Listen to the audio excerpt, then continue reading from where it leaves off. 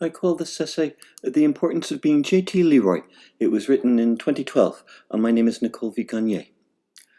In 1889, Oscar Wilde offered a compelling defense for the then controversial medieval texts that had actually been written by the 18th century poet Thomas Chatterton. Quote, I insisted that his so-called forgeries were merely the result of an artistic desire for perfect representation, that we had no right to quarrel with an artist for the conditions under which he chooses to present his work, and that all art being, to a certain degree, a mode of acting, an attempt to realize one's own personality on some imaginative plane out of reach of the trammeling accidents and limitations of real life, to censure an artist for a forgery was to confuse an ethical with an aesthetical problem. Unquote. It may seem disconcerting for an essay on Laura Albert to begin by invoking Oscar Wilde, a writer of genius, abandoned by most of his admirers, whose career and life were annihilated by the press and the courts. But the man plainly understood the value of art and the vital importance of protecting our artists and affording them the widest possible latitude in the creation of their work. Such values are as unpopular in 21st century America as they were in Victorian England, and there remain critics and journalists who dismiss the JT Leroy books written by Laura Albert as a quote-unquote hoax. Yet Albert's fiction had always sought to prepare readers to accept the facts behind the myth of JT Leroy. The central trauma in her books is the exposure of the narrator as an imposter. Saint Sarah is really a boy in Sarah. That sweet little kid is really a shoplifter in The Heart is Deceitful Above All Things. You get to empathize with the narrator when his sufferings impel him to take a protective covering, and you share in his desperation and anguish at being exposed. You also experience with him how it feels to be abandoned and punished, always far in excess of his actual misdeeds. Readers of these books are led to a visceral understanding of some dimension of that trauma. And yet the revelation of JT Leroy as a persona created by Laura Albert has elicited from too many former enthusiasts something ugly, cruel, and self-righteous. These attacks only testify to the truthfulness and accuracy of her books. When assured of their superiority, moral, social, or merely physical, plenty of people are ready to swing a belt at you.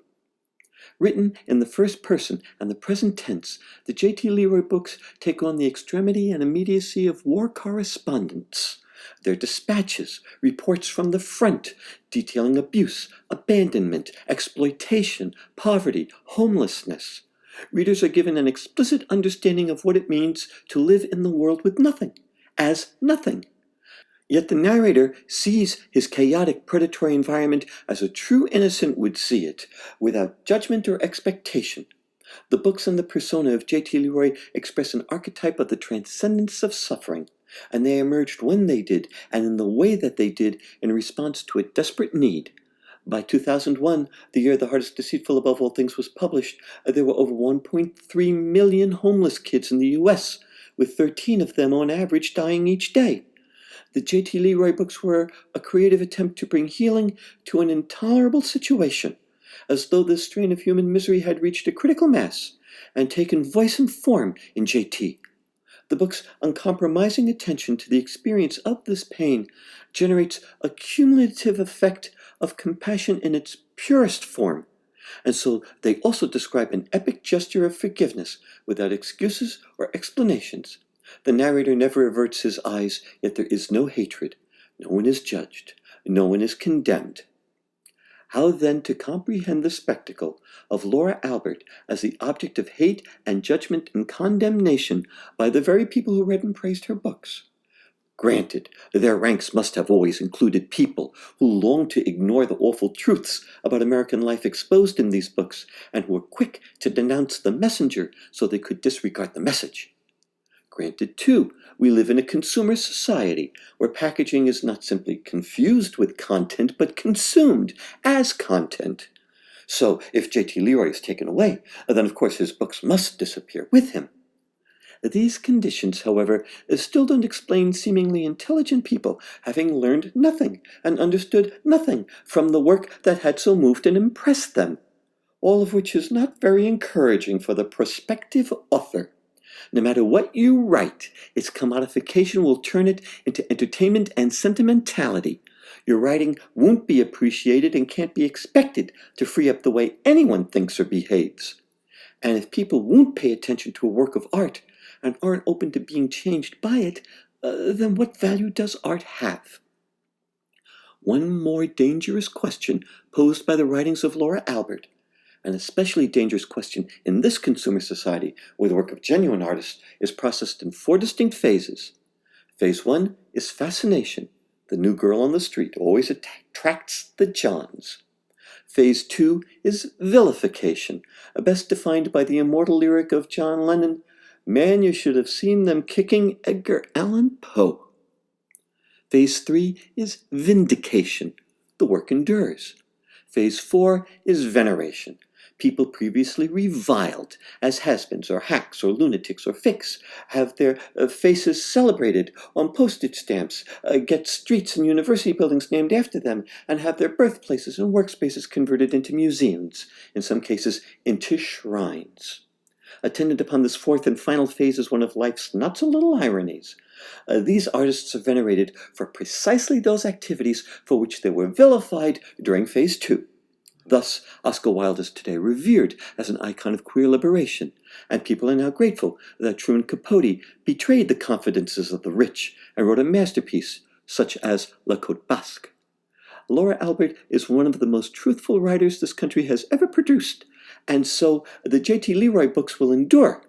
And for deconstructing identity and gender in American literature, and short-circuiting the corporate machinery of huckstering personalities, which defines itself as the publishing industry, she will be venerated, just as much as for the poetry and honesty and compassion of her writing.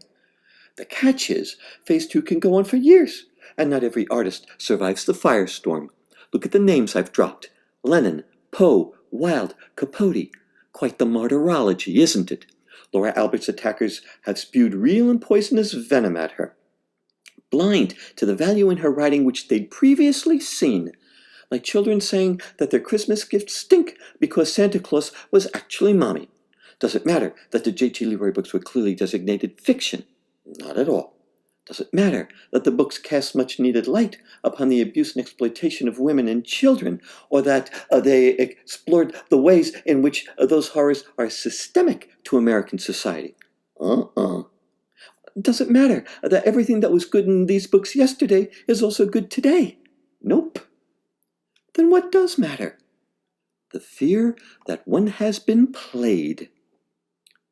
Within a corporate-based, consumer-driven society, such a fear is completely legitimate. After all, the government lies to you each day and seeks to manipulate you with its every utterance. Also lying to you 24/7 are the manufacturers and marketers of all the products you consume, from toothpaste to novel. And then there are the organized religions. When a population is continuously being played from all sides, you have to expect that some people will turn mean if they think they suddenly stand out as having been played. Of course, they seldom risk their comforts by turning their rage against the big liars. But in the realm of art and culture, this fear of being played becomes primal. How could it be otherwise? When artwork and artists are both commodities for purchase, buyers must consider their investments with care. Their commodities are recognizable to them only when regarded through the prism of commerce. And so there were readers of JT Leroy who came to feel that they'd been had. But if you regard art not as a thing you obtain, but as an opportunity to change the way you think, then you cannot be conned. Or to quote Gertrude Stein, another great American Jewish woman writer who was called a con artist, quote, "If you enjoy it, you understand it. And lots of people have enjoyed it, so lots of people have understood it," unquote.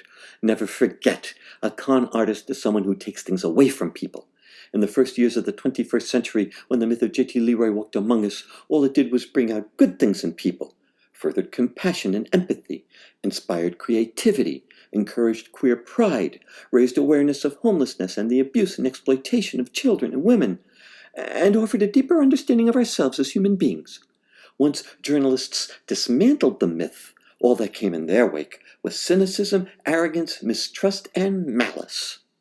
JT Leroy is lost to us, like the spent jets of a rocket which have crashed back to Earth. Their payload, however, is now beyond the crush of our gravity and the trammeling accidents and limitations of real life, and has found its home in the stars. If you want to see JT for yourself, look up.